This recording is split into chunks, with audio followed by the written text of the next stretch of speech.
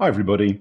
If, like me, you've been watching with envy people across Europe just plugging in a solar kit directly into a wall socket and watching their electric bills drop, you've probably wondered when the UK would catch up. For decades, British electrical standards held one firm rule: power flows out of a wall socket and never back into it. Well, the wait is finally over. The UK government has finalised the rules, and as of the 27th of August 2026, plug-in solar is officially legal here in the UK. So here is what changes, how it works, and what you need to know.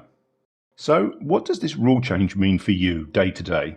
Well, first, no electrician is required. You'll be able to buy an approved factory-built kit from high street retailers or online, unbox it and plug it straight into a standard wall socket.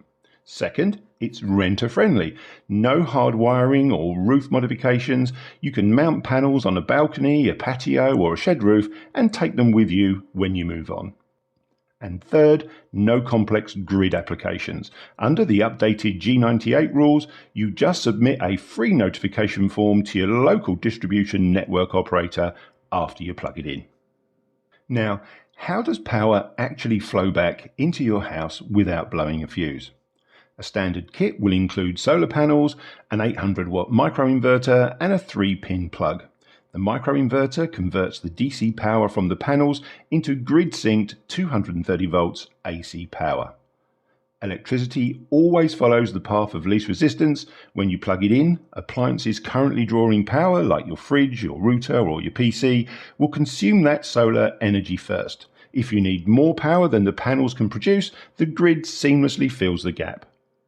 Under the new rules, there are 3 big safety rules to remember. The first is the 800-watt output cap. The DESNZ specification locks output at 800 volt amps. This ensures your home wiring never overloads. Then there's anti-islanding protection. If you unplug the system or lose mains power, the inverter cuts transmission in milliseconds. The metal prongs on the plug will not give you an electric shock. Then direct wall connection only. No extension leads, multi-way adapters or smart plugs will be allowed. It must plug directly into a fixed wall socket. I've already picked myself up an EcoFlow PowerStream microinverter, and over the coming weeks I'll be testing it, setting it up live on the channel and logging real-world savings data to see if the numbers really add up. I have also put together more detail about the rule changes over on my blog at BuiltByPete.net, and I'll leave a link in the description if you want to check that out.